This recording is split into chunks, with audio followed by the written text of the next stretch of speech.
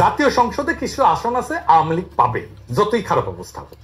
মানে এখনো যদি ইলেকশন হয় তাও পাবে। কিছু আসন আছে যা বিএনপি পাবে, যতই খারাপ অবস্থা হোক। বিএনপি প্রায় 150টার মতো আসনে এক ধরনের টাগ অফ ওয়ার চলে, মানে টানাটানি চলে আর কি।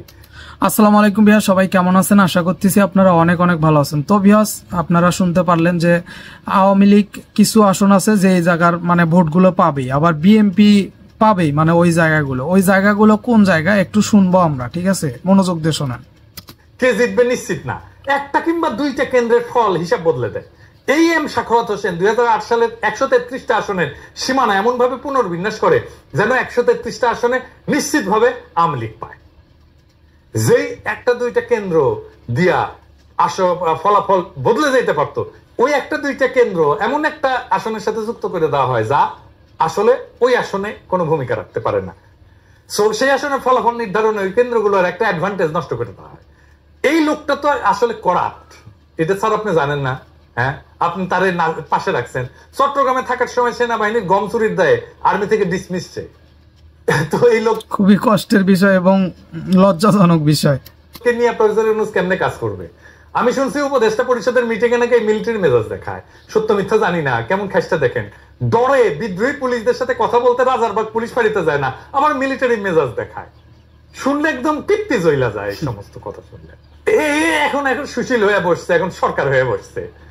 আর তৌহিদ হোসেন সাহেব, আমি কিন্তু পছন্দ করি। উনি কিন্তু 11 সময় পররাষ্ট্র সচিব ছিলেন, ব্যক্তিগতভাবে অত্যন্ত সজ্জন মানুষ, সন্দেহ নাই। আমি বলছি যে আমি ওনারা পছন্দ করি, ওনার সাথে আমার দেখা হয়েছে, এক সময় কথা হয়েছে, কিন্তু সরকার হিসাবে কিন্তু পছন্দ করি না, বিশেষ করে এই সময়। কারণ তার সচিব থাকার সময় বাংলাদেশকে ভারতের পায়ে সমর্পণ করা হয়। এবার আমরা দ্বিতীয় মুক্তিযুদ্ধ করে ভারত মুক্ত হইলাম, এখন কি করে আশা করতে পারি যে তিনি বুক চিতায় শহীদ আবু সাইদের মতো ভারতের সামনে দাঁড়াতে পারবেন? আমি অন্তত সেই আশা করি না।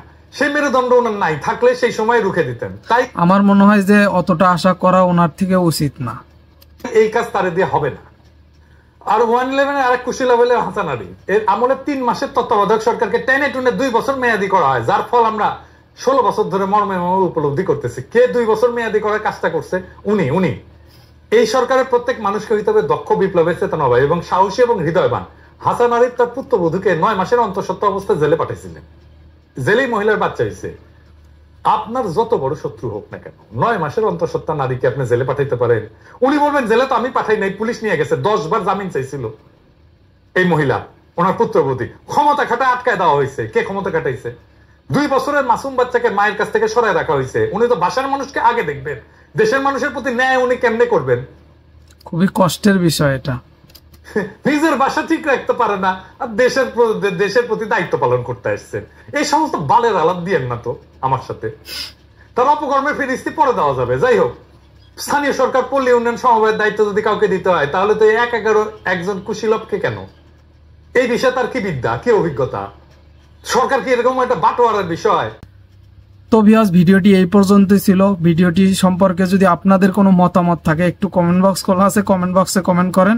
ভিডিওটি ভালো লাগলে একটা লাইক দিবেন। চ্যানেলে নতুন হয়ে থাকলে অবশ্যই চ্যানেলটিকে সাবস্ক্রাইব করে নেবেন। সবাইকে অসংখ্য ধন্যবাদ এতক্ষণ সময় দেওয়ার জন্য। পরিশেষে সবাইকে বাই।